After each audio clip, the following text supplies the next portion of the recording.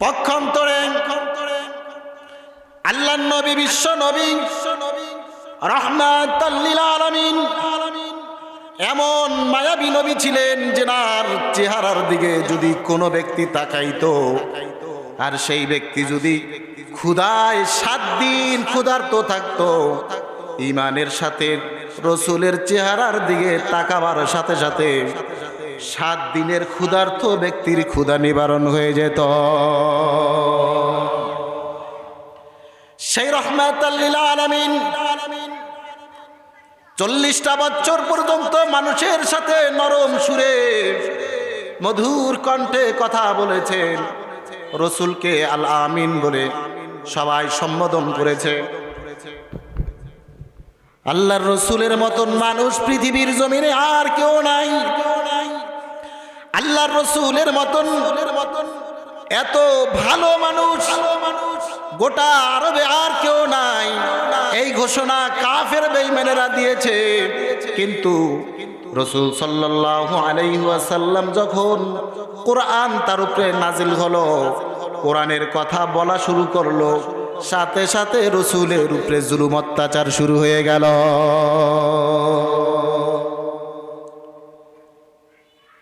এর কারণ হলো কোরআন এমন একটা বিষয়, কোরআন এমন একটা জিনিস, কোরআন এমন একটা আলো,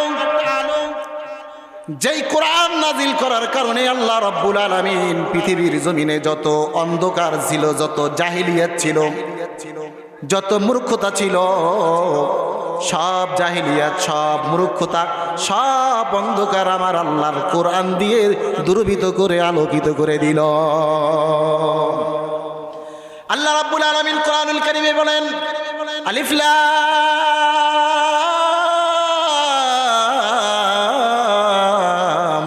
রা কিতাবুন আনজালনাহু ইলাইকা লিতুখরিজান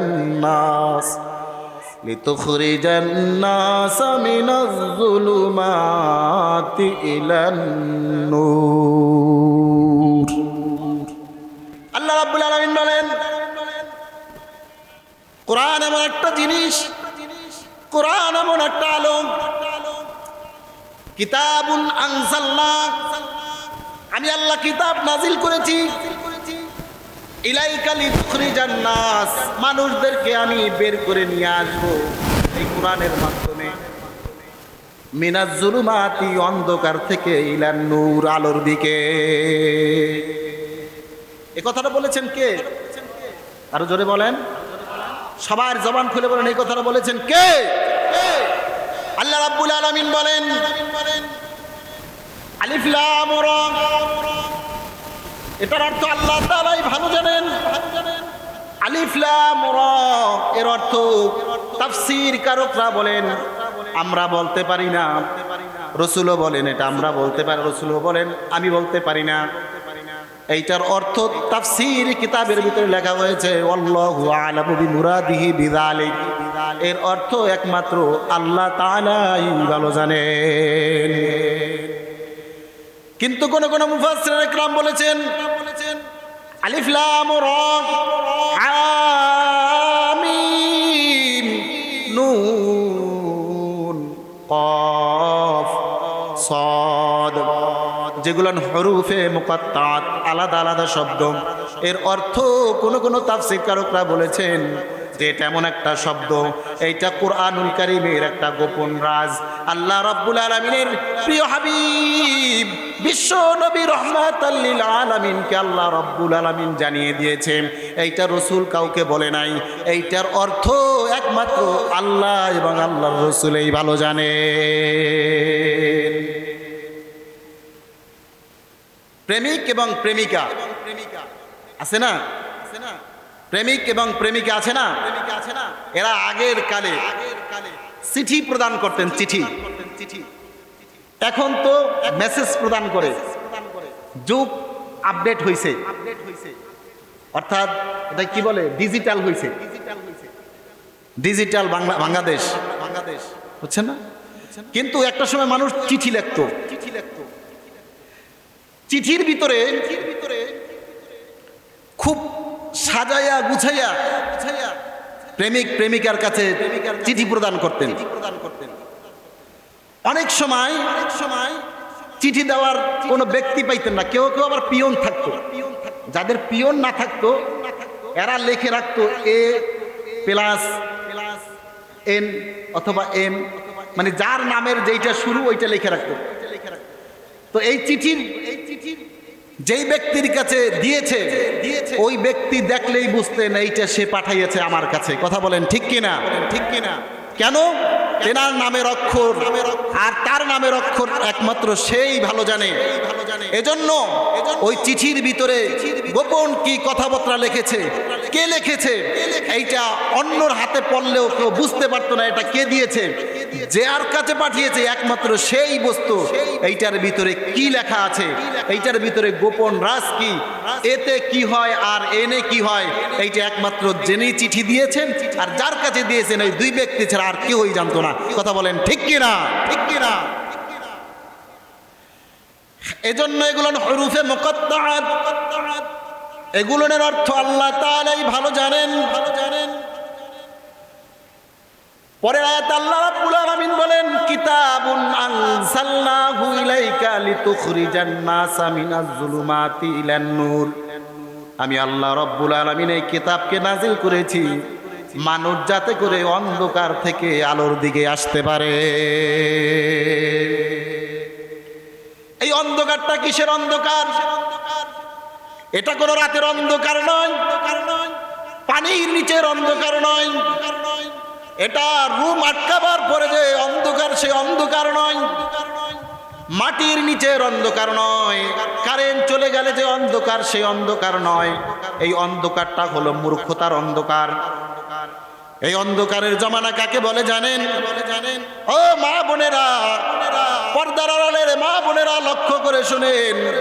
যারা বলেন হুজুরেরা বুঝে না, হুজুরেরা জানে না, হুজুরেরা আদর করতে বুঝে না, হুজুরেরা শিক্ষিত হয় নাই, হুজুরেরা রাজনীতি করতে বোঝে না, হুজুরেরা দেশ চালাইতে বোঝে না, হুজুরেরা মানুষ চালাইতে বোঝে না, হুজুরেরা সংসদ চালাইতে বোঝে না, হুজুরেরা উপদেষ্টা হতে পারে না, তাদেরকে আমি সচেতন করে একটা কথা বলি, কোরআন মানুষদেরকে যত পরিবর্তন করতে পারে, কোরআন মানুষকে যত আলোর দিকে নিয়ে আসতে পারে, কোরআন দেশকে যত সুন্দর চালাইতে পারে, কোরআন মানুষের অন্তর ভিতর থেকে যত গোমরাহি দূর করতে পারে, আল্লাহর কসম করে বলি পৃথিবীর জমিনে এর চাইতে সুন্দর কোনো মানুষ রচিত কোনো কিতাব অথবা নেতা কর্ষিন কালেও সম্ভব না। আইয়ামে জাহিলিয়াতের জমানায় নবীকে পাঠাইছেন, যেই জমানায় নারীদের কোনো মূল্যই ছিল না। নিজের কলিজার টুকরা সন্তান জন্মগ্রহণ করার সাথে সাথে যদি কন্যা সন্তান হইতো, সেই কন্যা সন্তানকে নিজের বাবা ধরে মাটির ভিতরে পুঁতে ফেলতো। সামান্য একটা কথা নিয়ে মারপিট করতে করতে যুগ যুগ পার করে দিত। সামান্য একটা বিষয় নিয়ে গোটা বংশ মারামারি শুরু করত, ভাগাভাগি হয়ে যেত, এক এক রাজ্য ভাগাভাগি হয়ে যাইত। আর বছরকে বছর যুগকে যুগ ধইরা মারামারি খুনাখুন করত।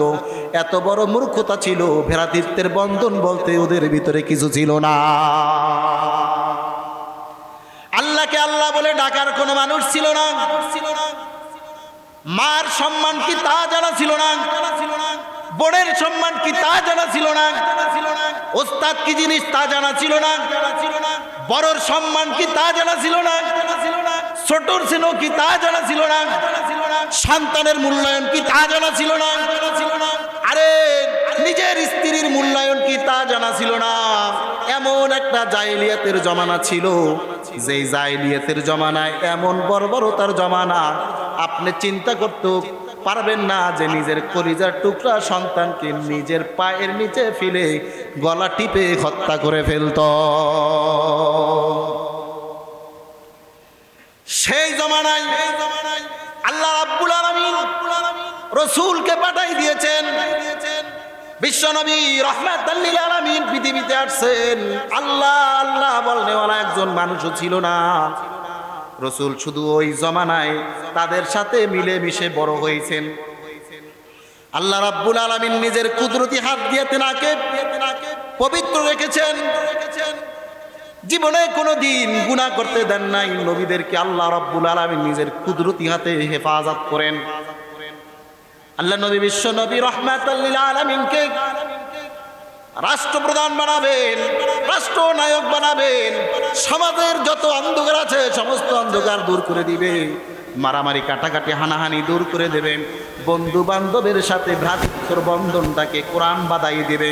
এই জন্য আল্লাহ রাব্বুল আলামিন বিশ্ব নবী রাহমাতাল লিল আলামিনের উপরে কোরআন নাজিল করে দিলেন।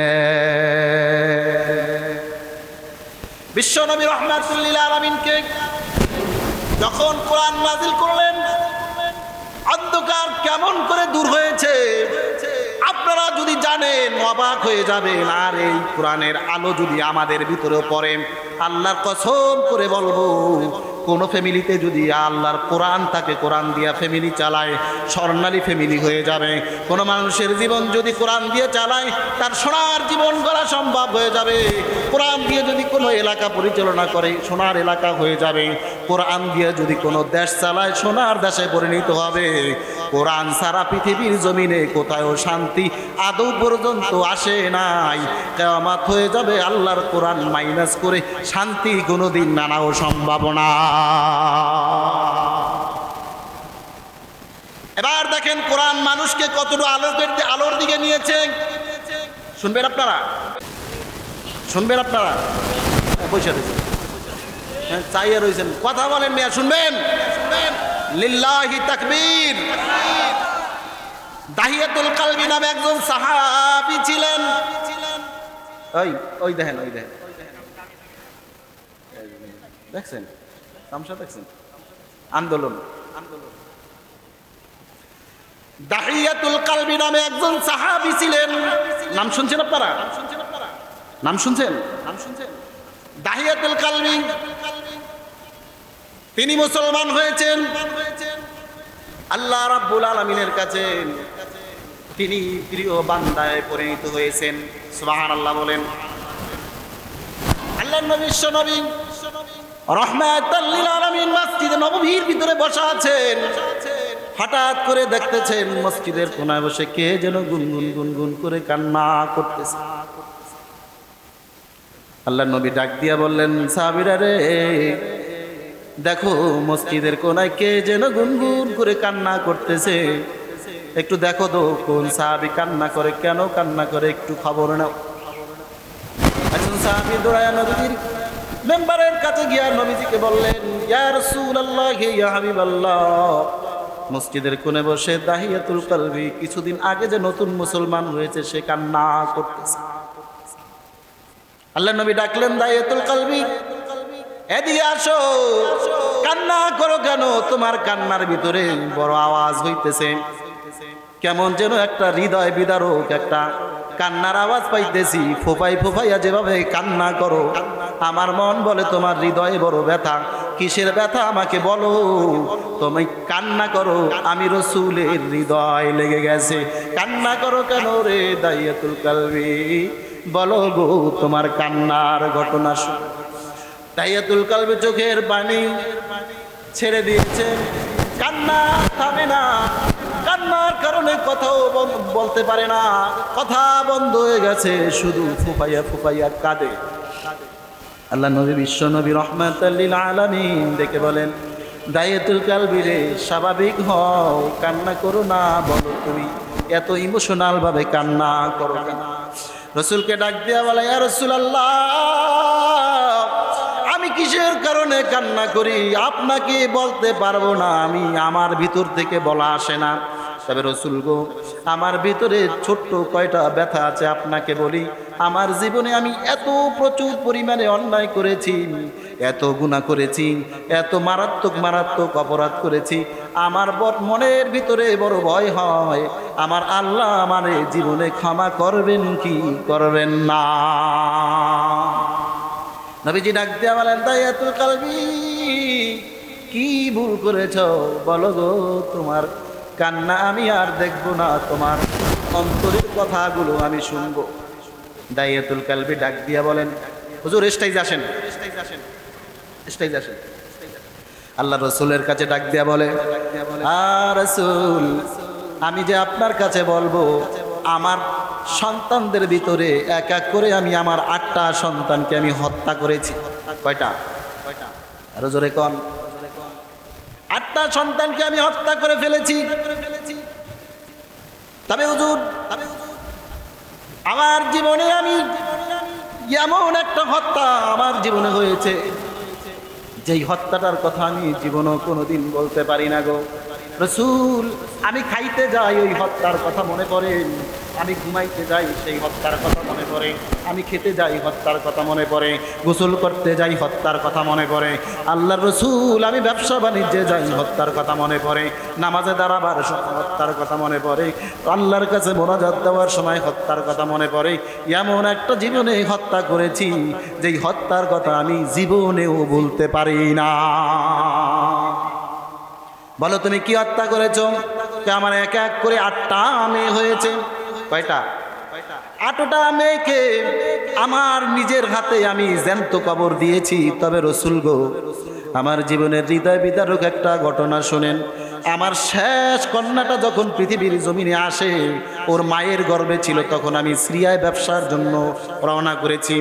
যাওয়ার সময় আমি আমার স্ত্রীকে বলে গেলাম, প্রাণের স্ত্রী, শোনো গো, তোমার গর্ভে ছেলে হয় না মেয়ে হয় এটা আমি জানি না, তবে তোমাকে আমি বলে যাই, যদি কন্যা সন্তান হয়, এটা আইয়ামে জাহিলিয়াতের জমানা। এখন যে জমানা চলে, এই জমানায় নারীদের কোনো মূল্যায়ন নাই। যেই ঘরে মানুষ শোনে কন্যা সন্তান জন্মগ্রহণ করেছে, মানুষে ছি ছি করে তাকে তাড়াইয়া দেয়, তাকে দুর্বৃত্ত করে দেয়, তার কোনো মূল্যায়ন থাকে না। তাকে দেখলে মানুষ টিটকারি করে, তাকে দেখলে মানুষ বিভিন্ন খারাপ কথা বলে, মানুষ দেখলে উপহাস করে। না না, আমি বড় একজন বিজনেসম্যান, বড় একজন ব্যবসায়ী, অর্থশালী, টাকা পয়সাওয়ালার মালিক, আমি এগুলো সহ্য করতে পারবো না। আমি তোমাকে বলে গেলাম, আমার যদি কন্যা সন্তান হয়, তাহলে তুমি জ্যান্ত কবর দিবা, আর যদি ছেলে সন্তান হয়, তাকে খুব আদর যত্ন করে তাকে লালিত পালিত করবা। দাইয়াতুল কালবি চলে গেলেন সিরিয়ার উদ্দেশ্যে ব্যবসার জন্য। কিছুদিন পর দাইয়াতুল কালবির স্ত্রীর গর্ভ থেকে একজন সন্তান প্রসব হলো। সন্তানটা এত সুন্দর, তার মা দেখে সন্তানটার দিকে তাকিয়ে রয়েছে, আর মনে মনে বলতেছে, এত সুন্দর কন্যা সন্তান, আমি কিভাবে করে তাকে হত্যা করব। কিন্তু হত্যা যদি জীবনে না করি, তাহলে ওর বাবার কাছে তো আমি সারা জীবন অপরাধী হয়ে থাকবো। এই কথা বলে সন্তানটার বুকের উপরে পা দিয়া, গলার উপরে যখন হাত মেরেছে, মা কলিজার ধন, নারী চেরা ধন যখন চেহারার দিকে তাকাইছে, মা পারে নাই কলিজার আঘাত করতে, পারে নাই গলার উপরে টিপ দিতে।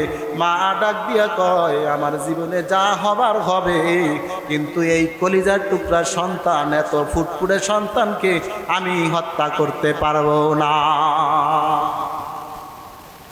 সন্তানটা এত সুন্দর, এত সুন্দর হয়েছে, মা মনে মনে ভাবে, এত সুন্দর চেহারাওয়ালা সন্তানকে যদি ওর বাবা ব্যবসা থেকে আসিয়া দেখে, তাহলে আর এই সন্তানটাকে হত্যা করবে না, মায়া লেগে যাবে। মা খুশি হইয়া তার নাম রাখলেন জামিলা। জামিলা অর্থই হলো সুন্দরী, সুন্দর। নাম রাখলেন কি? জামিলা দিন দিন বড় হতে যাচ্ছে। মা খুব আদর করেন। যখন হাঁটতে চলতে পারে বাবাকে বাবা বলে ডাকে, মাঝে মাঝে মাকে বলে মা।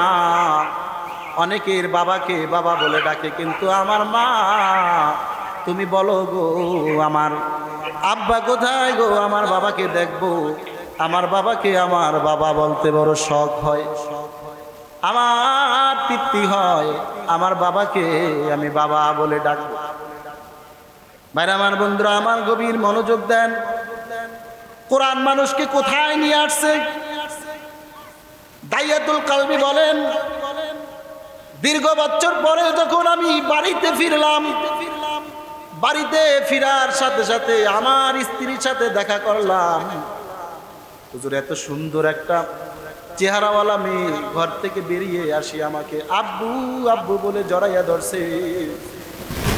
এত মধুর কণ্ঠে আমাকে আব্বু আব্বু বলে ডাকছে, কিন্তু আমার এত হৃদয় পাষাণ হৃদয়, আমার হৃদয়ের ভিতরে এক বিন্দু পরিমাণ মায়া জন্মাইল না।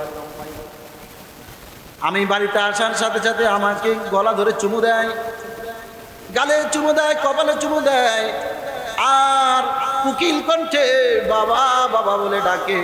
কিন্তু আমার এই পাষাণ হৃদয়ে একটু মায়াও হলো না। আমি আমার স্ত্রীকে জিজ্ঞাসা করলাম, স্ত্রী গো বলো, এই যে বাচ্চাটা আমাকে বাবা বাবা বলে ডাকে, এই বাচ্চাটাকে ডাক দিয়া কয় আমার গর্ভে যে সন্তান রেখেছো সেই সন্তানে এই সন্তান। প্রাণের স্বামী, এত সুন্দর চেহারা আমার জীবনে কোনোদিন দেখি নাই।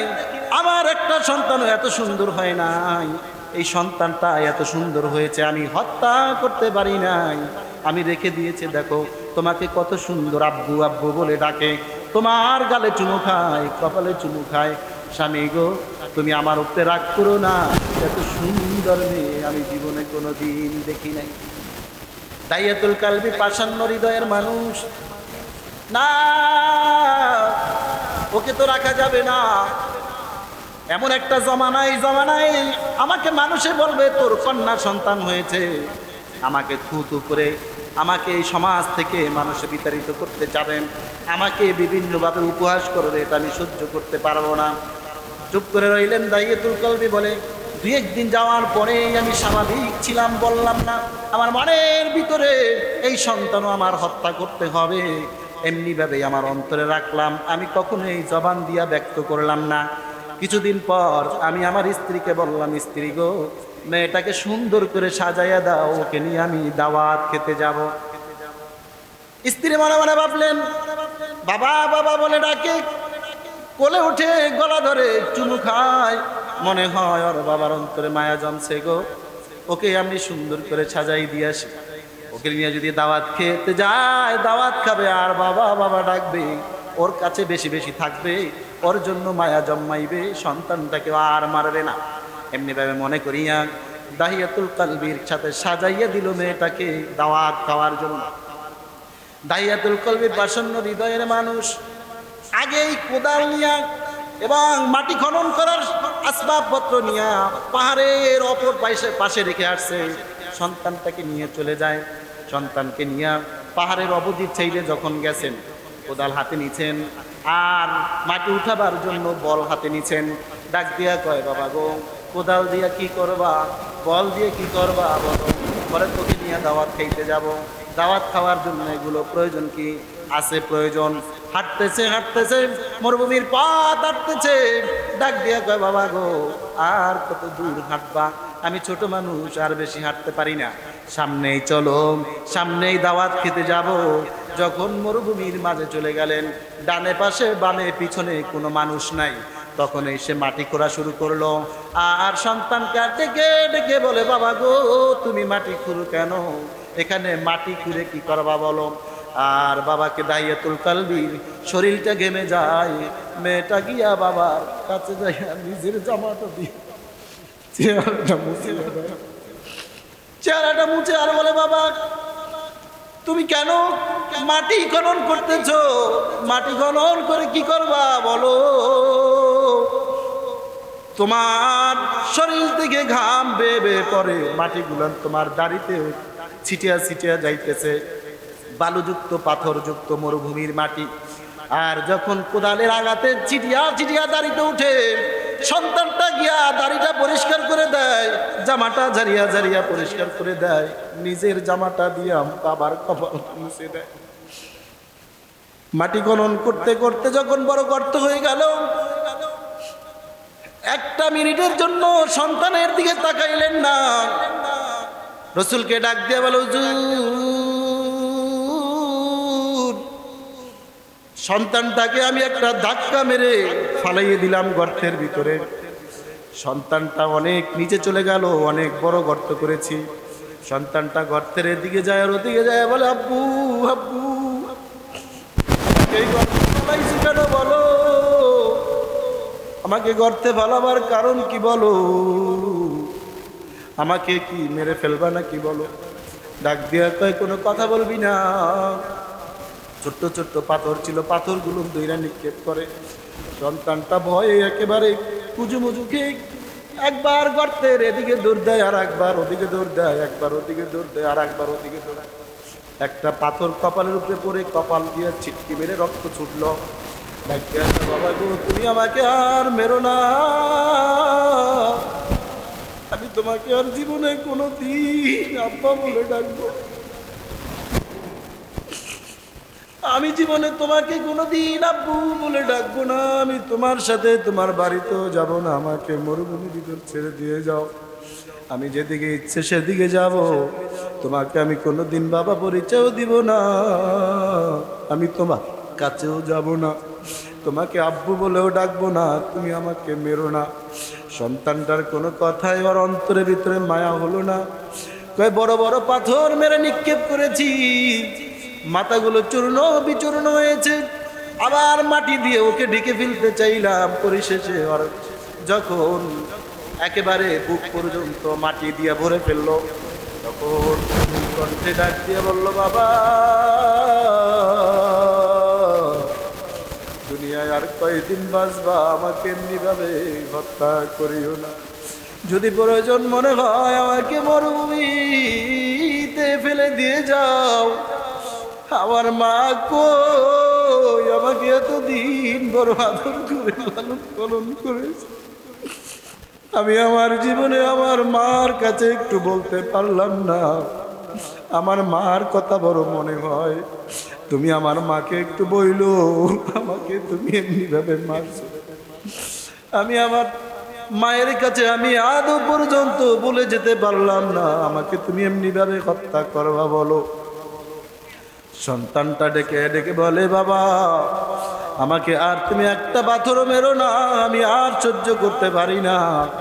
এই কথা বলার সাথে সাথে সন্তানকে বড় একটা পাথর দইরা এমন ভাবে মাথার উপরে নিক্ষেপ করেছে, নিক্ষেপ করার সাথে সাথে মাথাটা চূর্ণ বিচূর্ণ হয়ে গেছে। তখন জামিলা বাবাকে এমন জোরে একটা ডাক দিয়েছে, বাবা আমাকে মেরো না রে বাবা, আমাকে মেরো না।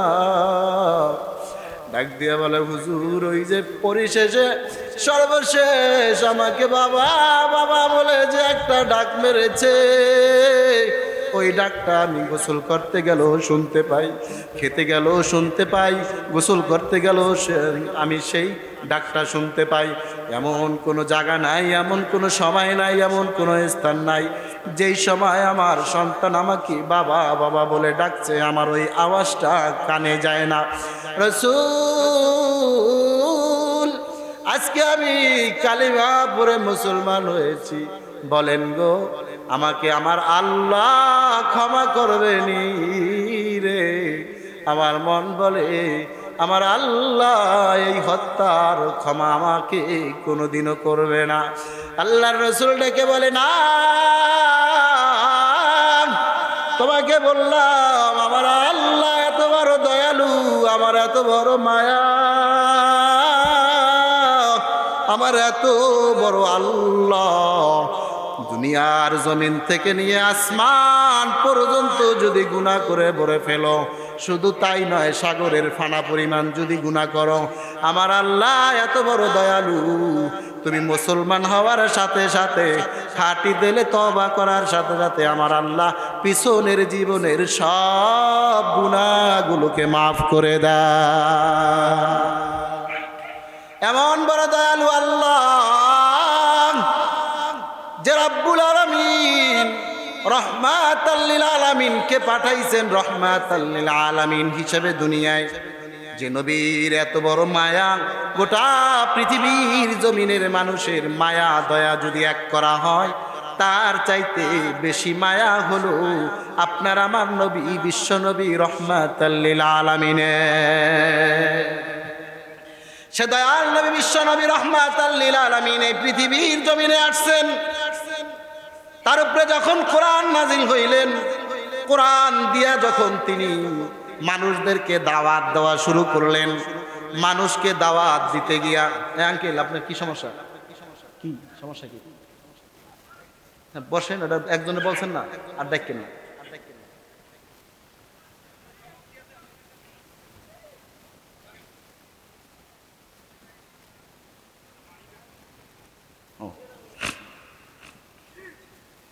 জিকির করেন লা ইলাহা,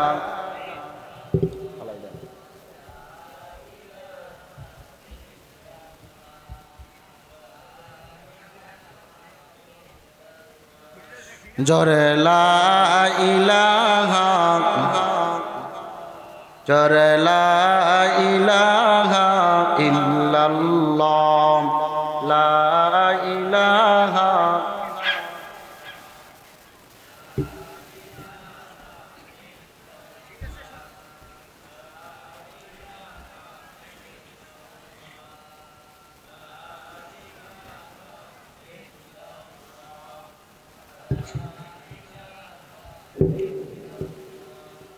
লা ইলাহা,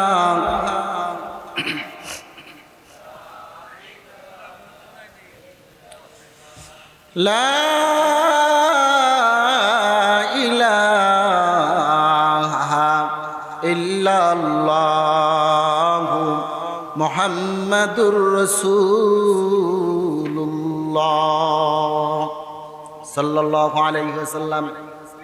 আরে তাকান, তাহলে দাহিয়াতুল কালবি রসুলের কাছে যখন ঈমান এনে মুসলমান হলেন, মুসলমান হওয়ার পরে সন্তান এক এক করে 8টা হত্যা করেছে। সব হত্যার জন্য এখন নিজের জীবনের পাপের কথা স্মরণ করে এখন ফুফিয়ে ফুফিয়ে দয়াল নবীর কাছে কান্না করতেছে। বলা হইতেছে কেন? একমাত্র এই জাহিলিয়াত আর এই মূর্খতা, আর মা বোনদেরকে যেই জমানায় তেনাদেরকে ইজ্জত সম্মান কিচ্ছু দিত না, সেই সময় একমাত্র নারীর সম্মান দিয়েছে আল কোরআন। কথা বলেন ঠিক কিনা? ঠিক কিনা? সেই সময় নারীর সম্মান কে দিয়েছে? স্কুলে পড়া কিছু এবিসিডি পড়িয়া চুল কাঠিন দেয় বান্দরের মতন, এরা হুজুরকে দেখলে হেরা মুখ বেসকি দিয়ে কয় হুজুরেরা বোঝে কি। আবার যদি হুজুরেরা দেখতে যায়, ঘটনাক্রমে যদি কিছু কেউ নিয়ে আসে বিবাহর প্রস্তাব, তাহলে হুজুরেরা কি বউ পালতে জানে? হেরা দিয়ে বউ আটকাইয়া রাখে। বউ তো হুজুরকে কমপ্লিট হও নাই। বউ হওয়ার পর কবি যে যদি আগে জানতাম হলে আল্লাহর কাছে হায়াত চাই আনতাম 5000 বছর। পৃথিবীতে স্ত্রীর মনের কষ্ট, স্ত্রীকে সম্মান, স্ত্রীকে ভালোবাসা, স্ত্রীর সাথে সাবলীল আচরণ, সাবলীল ভাষা হুজুরেরা যা করে পৃথিবীর জমিন আর কেউ করতে পারে না। কথা বলেন ঠিক কিনা? ঠিক কিনা? ভাইরা আমার, বন্ধুরা আমার, কিছুক্ষণ পরে আপনাকে শোনাচ্ছি বিশ্বনবী রাহমাতুল লিল আলামিন এই কোরআন পাওয়ার পরে তার স্ত্রীকে কত সম্মান করেছেন, কত ভালোবেসেছেন। তার আগে আমি কিছু কথা বলতে চাই। আল্লাহ রাব্বুল আলামিন কোরআনুল কারীমের ভিতর বলেছেন, কিতাবুন আনজালনাহু ইলাইকা লিতুখরিজান নাসা মিনাজ যুলুমাতি ইলান নূর। কোরআন নাজিল করে দিয়ে আমি আল্লাহ অন্ধকার দূরীভূত করেছি যাতে করে মানুষ আলোর দিকে আসতে পারে। এবার বলেন দাহিয়াতুল কালবি অন্ধকার থেকে আলোর দিকে আসছে কি আসছে না? ভাইরা আমার, বন্ধুরা আমার, পর্দার আড়ালের মা বোনেরা, কোরআন আর রাসূলুল্লাহ সাল্লাল্লাহু আলাইহি ওয়াসাল্লাম আল্লাহ তাআলা আপনাকে যে সম্মান দিয়েছেন, আপনার যেই মর্যাদা দিয়েছেন, এই মর্যাদা পৃথিবীর জমিনে কেউ দিতে পারে না, আর কোশ্চিন কালেও দিতে পারবে না, আর আগেও কখনো দেয় নাই। আল্লাহর রাসূল বলেন, আল জান্নাতু তাহতা আকদামিল উম্মাহাতিকুম, মায়ের পায়ের নিচে সন্তানের বেহেশত। সন্তান, তুমি যদি জান্নাত খুঁজতে চাও তাহলে মায়ের পদতলে জান্নাত খুঁজো। তোমার জান্নাত হলো মায়ের পায়ের নিচে। এই সম্মান দিয়েছেন কে? রাসূলুল্লাহ সাল্লাল্লাহু আলাইহি ওয়াসাল্লাম। শুধু তাই নয়, কোন মেয়ে লোককে যখন কোনো পুরুষ গ্রহণ করবে, তাকে বিবাহ করবে, তখন তেনাকে মোহর দিয়া বিবাহ করতে হবে। তার সম্মান আছে। তেনাকে দুনিয়াবি কিছু একটা দিয়া, মোহর দিয়া তারপর তেনাকে বিবাহ করতে হবে। আল্লাহু আকবার বলেন। স্বামী মারা গেলে স্বামীর সম্পদের থেকে একটা সম্পদ সে পায়, বাবার বাড়ির সম্পদের থেকে সে একটা সম্পদ পায়। এই সম্মান কে দিয়েছে? এর জোরে বলেন। এরপরেও যদি নারীরা বলে হুজুরেরা ভালোবাসতে জানে না, হুজুরেরা ক্ষমতা আইয়া নারীদেরকে চাকরি করতে দেবে না, নারীর অধিকার হরণ করবে, আমি বলবো তুই নারীর অধিকার বলতে বোঝোস কন্যা ফালাইয়া নিজের সতর্কে পরপুরুষকে দেখাইয়া বেশ্যার মতো রাস্তায় হাঁটবি, এটাই মনে করস নারীর অধিকার। কিন্তু প্রকৃতপক্ষে নারীর যে অধিকার, এই অধিকার সম্পর্কে তোর জানা নাই। কথা বলেন ঠিক কিনা? স্ত্রী, মা, বোন এত দামি জিনিস, তেনাদেরকে আবৃত করে গোপন করে রাখার জিনিস, তেনাদেরকেও রাস্তায় খুলে মেলে ছেড়ে দেওয়ার জিনিস না তারা। ভাইরা আমার, বন্ধুরা আমার, বিশ্ব নবী রাহমাতুল লিল আলামিন এই কোরআন দিয়ে যখন দেশ চালাইছেন, যখন কোরআন আল্লাহর রাসূলের উপরে নাজিল হইছে, আল্লাহর নবী বিশ্ব নবী রাহমাতুল লিল আলামিন এই কোরআন পাওয়ার আগে আল্লাহর সাথে ধ্যান ও মগ্নের জন্য তিনি হেরা পর্বতে গিয়েছিলেন। কোথায়? হেরা পর্বতে গিয়েছিলেন। এত বড় পাহাড়, 2400 ফিট উঁচু পাহাড়। যারা দেখেছেন, সচরাচর আমাদের দেশের যুবক ছেলেরাও সেখানে উঠতে সাহস পায় না। উপরের দিকে তাকাইলে গলা ভেঙ্গে দিয়ে তারপর উপরের দিকে তাকাইতে হয়।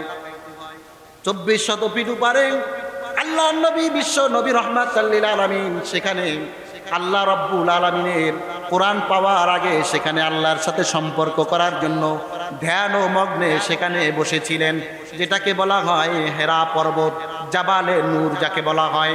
ভাইরা আমার, বন্ধুরা আমার, সেখানে বিশ্ব নবী রাহমাতুল লিল আলামিন আল্লাহর সাথে ধ্যান ও মগ্নে ছিলেন। আল্লাহর নবী বিশ্ব নবী রাহমাতুল লিল আলামিনের যখন বয়স ছিল 25, তখন মা খাদিজাতুল কুবরার বয়স ছিলেন 40 বছর। কয় বছর? রাসূল সাল্লাল্লাহু আলাইহি ওয়াসাল্লাম 40 বছরের সময় নবুয়তি পাইবেন, কোরআন পাইবেন। সেই সময় মা খাদিজাতুল কুবরার বয়স হইল গিয়া 55 বছরের বৃদ্ধা। কথা বলেন ঠিক কিনা? ভাইরা আমার, বন্ধুরা আমার, গভীর মনোযোগ দিয়া শুনেন। বিশ্ব নবী রাহমাতুল লিল আলামিন সেই হেরা পর্বতে যখন আল্লাহর ধ্যানে ছিলেন, বিশ্ব নবী রাহমাতুল লিল আলামিনের সহধর্মিনী আমাদের আম্মা জান খাদিজাতুল কুবরা রাদিয়াল্লাহু তাআলা আনহা দৈনিক 2-3 বার রাসূলের কাছে সেই পাহাড় বেয়ে বেয়ে রাসূলকে গিয়ে খানা দিয়ে আসতে।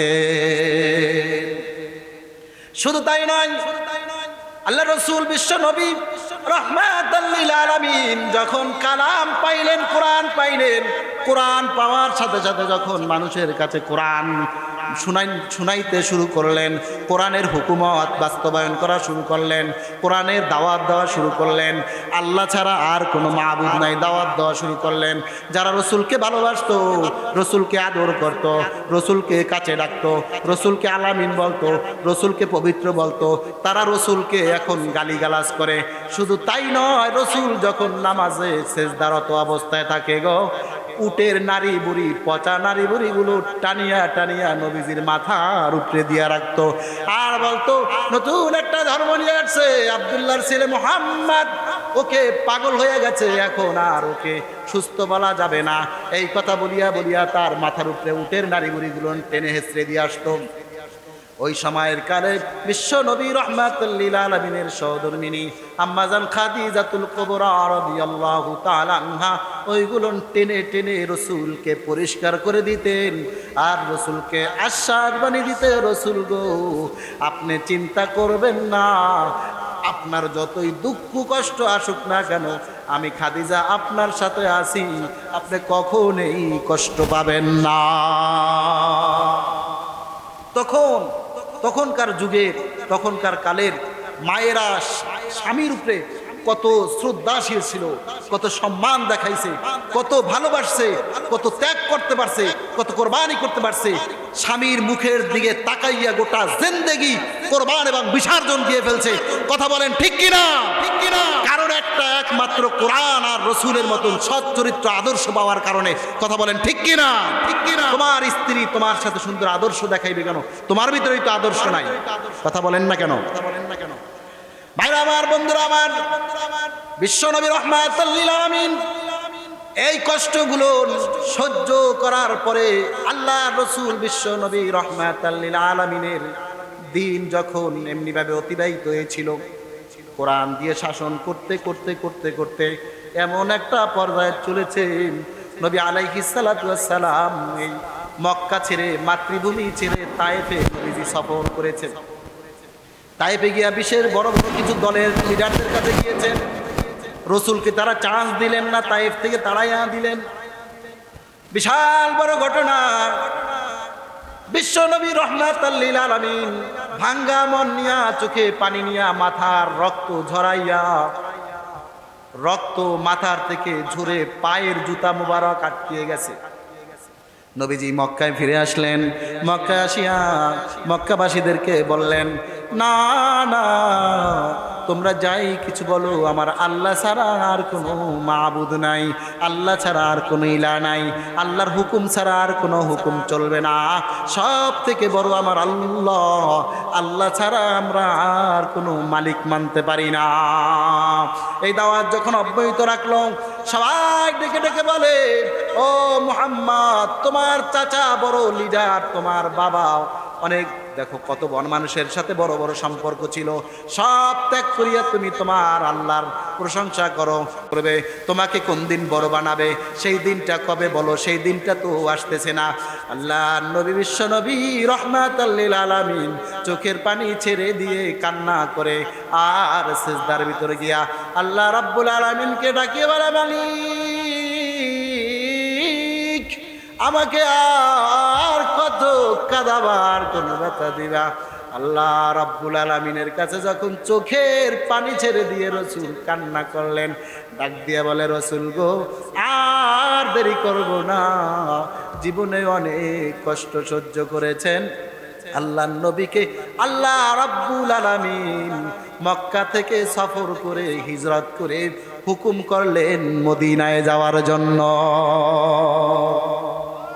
এই মদিনার নাম ছিল ইয়াসরিব শহর। কি শহর? কি শহর? ইয়াসরিব শহর। সুবহানাল্লাযী আসরা বিআবদিহি লাইলাম মিনাল মাসজিদিল হারাম ইলাল মাসজিদিল আকসা। আল্লাহ নবী মসজিদ হারাম থেকে সফর করিয়া মসজিদ আকসায় গিয়েছে। কুরআনুল কারীমে সূরা বনী ইসরাঈলের ভিতরে আছেন। আমার সেই আলোচনা না, কিন্তু ভাইরা আমার, বন্ধুরা আমার, আমি বলতে চাই, আল্লাহ নবী, বিশ্ব নবী রাহমাতুল লিল আলামিন সেই কোরআন দিয়ে একটা পর্যায়ে এমনভাবে দেশ শাসন করেছে, যেই সময় রসুলকে পৃথিবীতে পাঠাইছে সেই জমানার নাম ছিল কি যেন জামানা? আরো জোরে বলেন।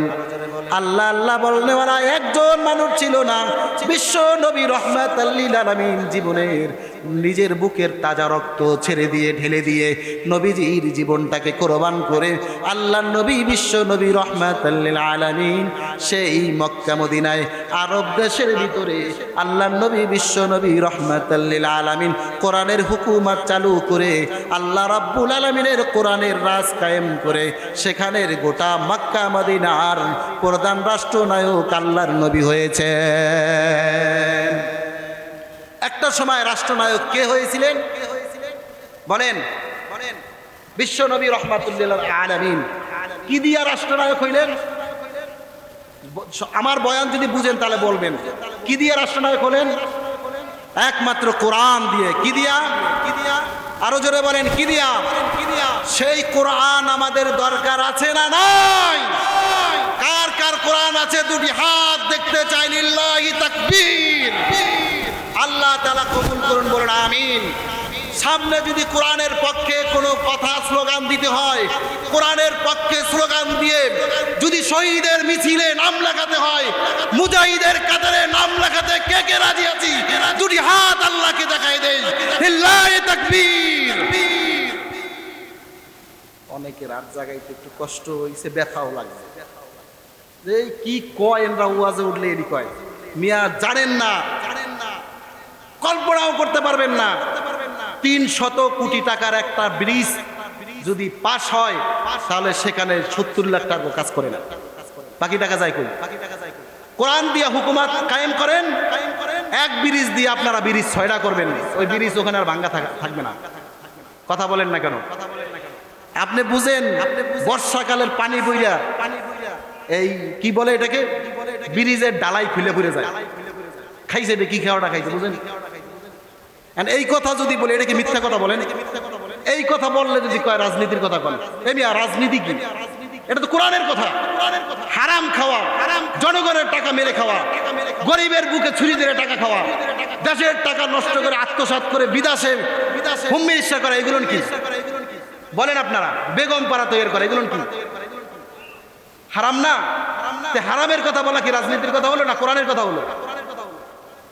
একটা স্লোগান পাইছে কি কথা যদি বলা যায়, আর যদি নেতাদের বিরুদ্ধে যায়, চোরেদের বিরুদ্ধে, চোরেরা একটা স্লোগান শুনছে, হুজুর ওয়াজের মঞ্চে কোরআনের কথা কইবেন, তো এই কথা বলছি এটা কি তোর বাপের মাথা থেকে বলছি? তো কোরআনের কথাই।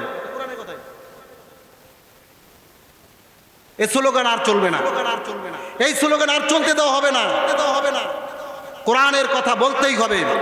যদি না বুঝেন, বুঝতে কষ্ট হয়, আমাদের কাছে ক্লাস করেন, আপনাকে পাই টু পাই একেবারে করে গুইনা বুঝাই দিব কোরআনের আয়াত দিয়া। কথা বলেন না কেন? ভাইরা আমার, বন্ধুরা আমার, এখন যে মাসটা চলে এই মাসের নাম কি বলেন? রজব মাস। বলেন কি মাস? রজব মাস। আল্লাহর নবী, বিশ্ব নবী রাহমাতাল লিল আলামিন এই রজব মাস আসলে এই একটা দোয়া বেশি বেশি পড়তেন। রজব মাস এবং শাবান মাসে এই দোয়াটা বেশি বেশি পড়তেন। আল্লাহুম্মা বারিক লানা ফি রজব ওয়া শাবান ওয়া বাল্লিগনা রমাদান। আমার সাথে সবাই পড়েন, আল্লাহুম্মা বারিক লানা ফি রজব ওয়া শাবান ওয়া বাল্লিগনা রমাদান। এখানে এমনও মানুষ আছে যে এইটা যে এই মাসে পড়তে হয় সে জানেই না। অনেকে আছে এই এখন পড়া ছাড়া একবারও পড়ে না।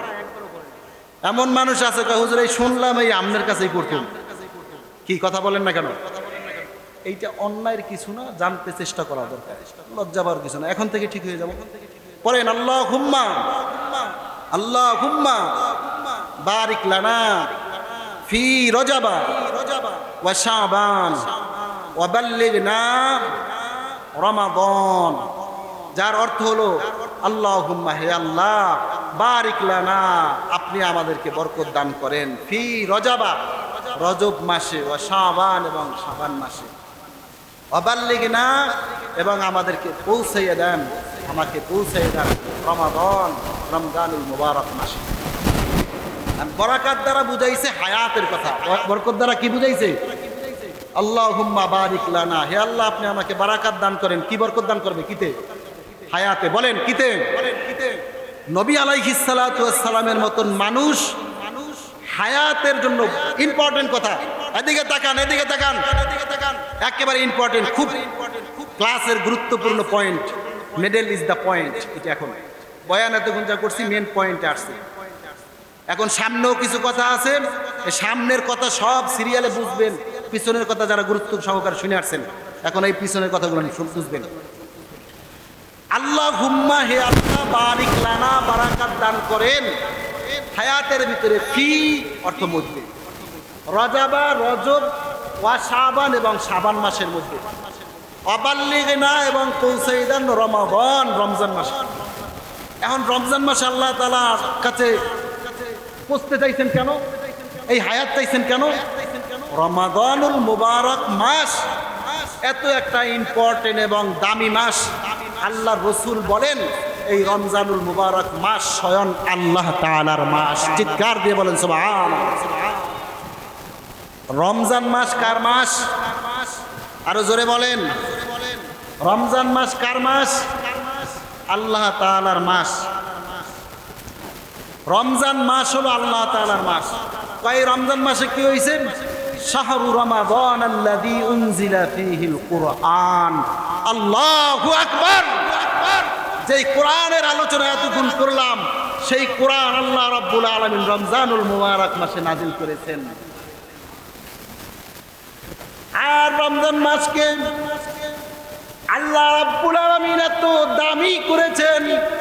আল্লাহ রাব্বুল আলামিনের প্রিয় হাবিব বলেন, কোন বান্দা যদি রমজানুল মুবারক মাসে আল্লাহ রাব্বুল আলামিনকে রব জেনে, খোদা জেনে তার হুকুম রমজানুল মুবারক মাসে রোজা রাখেন, আল্লাহ তাআলা তার মাসে রোজা রাখার কারণে আল্লাহ এত খুশি হইয়া যান।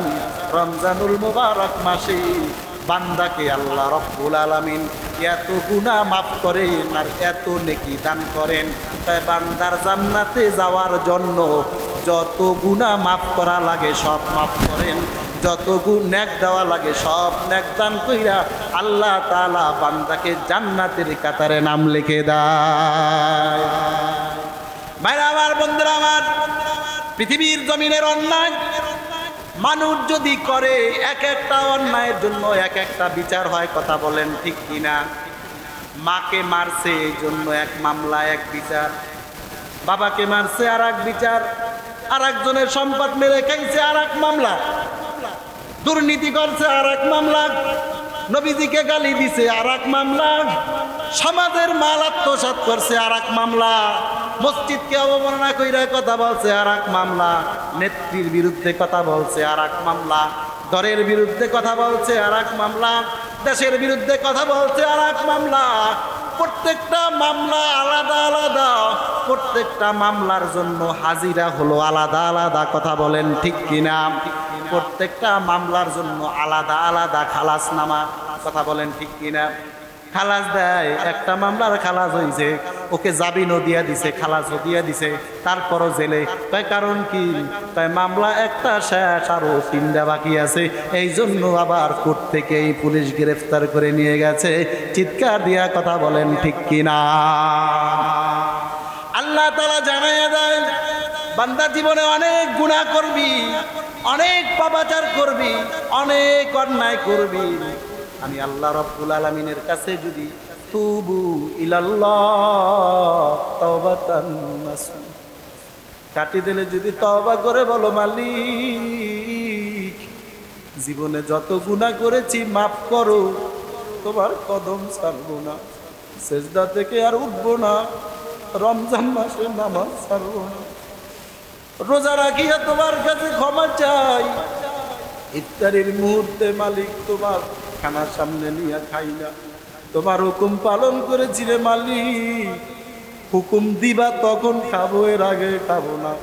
ওই সময় যখন বান্দা জীবনের গুনার কথা ক্ষমা চায়, আল্লাহ ডাক দিয়া কয়, 1000 প্রকার গুনাহ করছো, 1000 প্রকার গুনাহ করছো, আমি আল্লাহ তোরে মুহূর্তের ভিতরে সব গুনাহ খালাস করে দিলাম।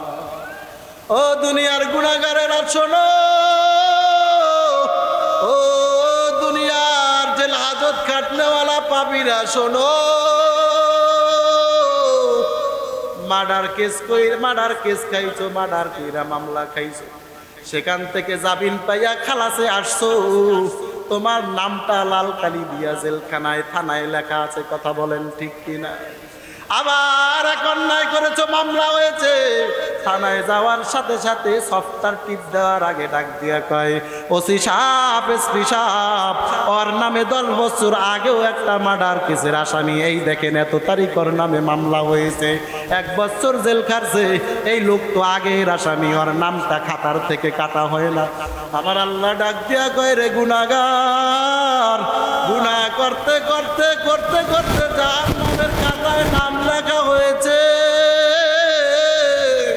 যখন আমার কাছে 2 ফোঁটা চোখের পানি ছেড়ে দিয়া আমি আল্লাহর কাছে কান্না করে তুমি খাটি দিলে, তওবা করলা, আমি তোমার জীবনের সব গুনাহ মাফ কইরাই ক্ষান্ত হই নাই, জাহান্নামের কাতার থেকে তোমার নামটা মুছে দিয়া আমি আল্লাহ তোমার নামটা জান্নাতীদের কাতারে উঠাইয়া দিলাম। সেই দয়াল আল্লাহ রাব্বুল আলামিনের হুকুম আমাদের মানা দরকার আছে না নাই? এলাকাবাসীর মা বোনেরা, কলিজার টুকরা বন্ধুরা, যুবক ভাইরা, বৃদ্ধা বাবারা, দুনিয়ার মোহে পড়ে কাদের পিছনে দৌড়াও? মান সম্মান ইজ্জত তালাশ করো। দুনিয়ার জমিনের ভিতরে কোনো নেতা নেত্রী তোমার সম্মান দিতে পারবে না। সম্মান যদি দেয়, বড় যদি বানায়, বিপদ থেকে যদি বাঁচায়, তিনি একমাত্র, তিনি কে? চিৎকার দিয়া জোরে বলেন। সম্মানের মালিক কে? বেইজ্জতির মালিক কে? ধন সম্পদের মালিক কে? হায়াতের মালিক কে? দুনিয়ার ধন সম্পদ, টাকা পয়সা, বাড়ি গাড়ি কামাই করার জন্য কোরআনের বিরুদ্ধে স্লোগান দাও, ওলামা ইকরাম বিরুদ্ধে স্লোগান দাও, মসজিদ মাদ্রাসার বিরুদ্ধে স্লোগান দাও। যুবক দিতে পারো মাত্র 5 বছর, 7 বছর, 10 বছর, এমন অবস্থা হবে ইজ্জতের সাথে জানাজা দিয়া কবরে দেবে, সেই নসিবটাও হবে না। ভাইরা আমার, বন্ধুরা আমার, যদি দেখতেছেন আমি একা না, শত শত ইমাম প্রতি জুমার দিন কাউন্সিলরের অফিস থেকে ছোট্ট একটা চিঠি দেওয়া হইতো, হুজুর দেশের বিরুদ্ধে কোনো কথা বলবেন না, হুজুর নেতার বিরুদ্ধে কোনো কথা বলবেন না, রাষ্ট্রদ্রোহী মামলা হয়ে যাইবে, এমন ভয় অন্তরের ভিতরে ঢুকাই দেওয়া হইতো। কোরআনের কথা কিতাব দেখা বলতে গেলে আমাদের কণ্ঠ আটকে যেত। কথা বলেন ঠিক কিনা? ও বাবারা, ও ভাইরা, শ্রদ্ধার সাথে বলেছি, চক্ষুরা বন্ধ করে দেখেন। এত ক্ষমতা, এত দাপট, এত সম্মান, এত পুলিশ প্রহারী বলেন, এত কিছু থাকার পরে মুহূর্তের ভিতরে, একমাত্র পলকের ভিতরে আল্লাহ সব ভেঙ্গে চুরে, লাঞ্ছিত, বঞ্চিত, অপদস্থিত, অপমানিত করে ঘাড় ধরে ধাক্কিয়ে মাটির নিচে ঢুকাইয়া দিছে। কথা বলেন ঠিক কিনা? ইজ্জতের মালিককে, বেইজ্জতের মালিককে। ইজ্জত জোর কইরা নেওয়ার জিনিস নয়। নবী আলাইহিস সালামরা নির্বাচন কইরা নবী হয় নাই, সব আল্লাহর মনোনীত। সব কি? মনোনীত, নির্বাচিত না, সব মনোনীত। মনোনীত বান্দা হও, নির্বাচিত বান্দা হইতে যাইও না। নির্বাচিত বান্দা হইতে গেলে কপালে ভোগ আছে, পিছনের দিকে তাকাও, তাদের যেমন ভোগ আছে। যদি নির্বাচিত হতে যাও, তোমাকেও কপালে কিন্তু ভোগ আছে। আর যদি মনোনীত হতে যাও, আল্লাহর কোরআনের কাছে আসো, তোমার সম্মান ইজ্জত আমার আল্লাহ এমন দান করবে, তুমি মৃত্যু হওয়ার সাথে সাথে গাছপাতা, তরুলতা, মাটিটা পর্যন্ত তোমার জন্য কাঁদবে। কথা বলেন ঠিক কিনা?